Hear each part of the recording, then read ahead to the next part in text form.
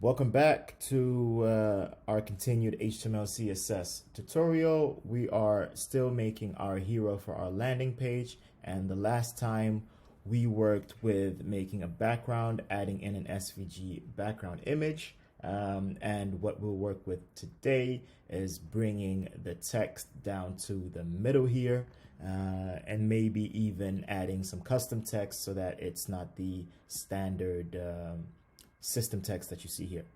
All right, so the one thing that I want to do when working with just like moving things around is use some kind of grid system. So you could either use something like CSS grid to create alignments that put these things up here in the middle.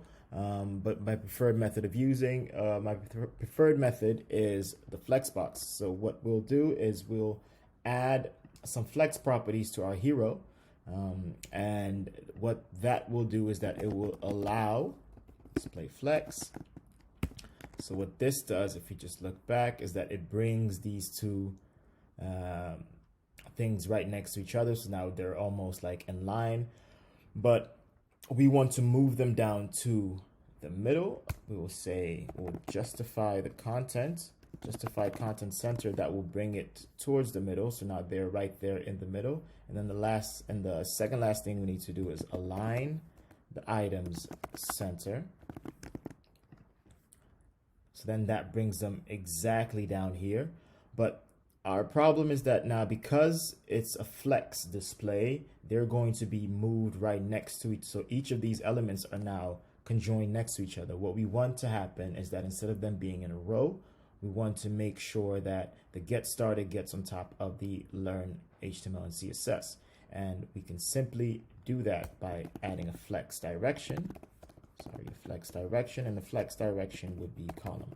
Now what flex direction column does for us is that it will tell, or it will place those two elements as they were before, in a vertical. I was gonna say horizontal, but that horizontal is that way. So in a vertical order. So the title comes first, and the learn HTML CSS comes next. If I wanted to be the other way around, I could do something like reverse column, I think, or column reverse, sorry, not reverse column, column reverse, and that will bring it the other way around. Of course, you can do something like a row, but that was the initial, so that was the default that usually happens when you make something a display flex, and the same in regard to a reverse row. Boom. I digress. We'll move back to our column. So now we have it at least in the middle, and this is all well and fine. However, I would like to use some custom fonts at least, so that it looks a bit nicer, or maybe even make this a bit bigger and make this a bit bigger. So I already have the H1 targeted. What I can do is give it a font size, and if a trick is you can always make text scale in a way, meaning I'm going to bring in my inspect tool again. Using the view width property allows the text to kind of scale whenever you are changing, or whenever you change the dimensions of the page. It's a bit more intuitive, and it's less hacky than putting fixed pixels. So it's 6 view heights. I think for my Mac, I'll leave it here, and that works pretty well.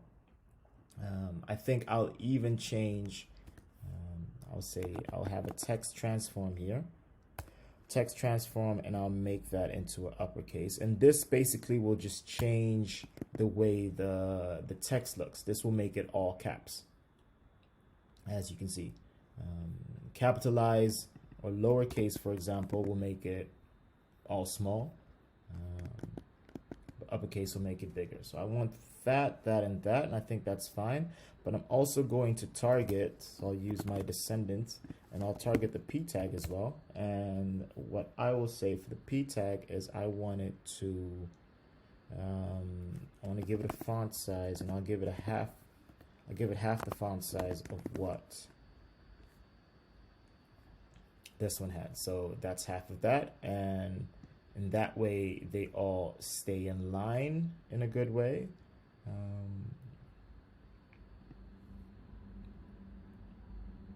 Doesn't matter how small it gets. Will at least be nice. All right, cool. So the final thing that I want to do is use Google Fonts. I will utilize Google Fonts just so I can change how this looks, just to get the appearance of it. And I'll take something really basic. So with Google Fonts, you can kind of test to see, let's say I could say get started with coding. You could test to see how your text will look like. And there are a bunch of different fonts that you can get from Google Fonts, and most of them are free. I think some you may need to pay, but I would guess that most are free. I like Bangers. I would take that Bangers. And what Google does for you is that it shows you the pairing, so you can pair Bangers with a couple of other fonts as well, just to see how that would look like. I really like the Montserrat. I like the Spectacle with the Montserrat. The difference there, like this being really big and bold and almost comic-y, and this one being a bit more proper. Now I'm not really going for like a UX feel here. This is just more to get you to feel and understand. Oh, sorry, I didn't want to download it. I actually just wanted to select this style so that I have that. And then what I can do here is select the Montserrat as well.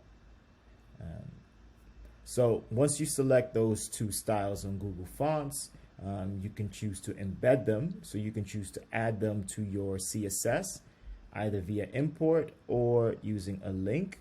What I'll do is I will take this link that they're giving me here. I will go back into my index.html, and inside the index.html, right under that link, I will paste the Google Fonts one. Now, because I've added this here, this gives me access to the style sheet with the Google Fonts that I want, which means that my CSS class can now use those fonts that are being brought in. And the way that I do that is by accessing the font family. And what I'll do is, and I'll make sure that I'm doing it right, for Bangers, I just need to say font family Bangers cursive. So font family, and I'll say Bangers, and after that it's cursive. And for the other one, it's Montserrat sans serif. So I actually don't need that there. Could double check that that has actually happened, and yes, get started with coding, that has actually happened. And for the second one, I'll just copy this and bring it down here, and we'll just say Montserrat. Montserrat. I hope I'm spelling that right. Yes. And there you have it.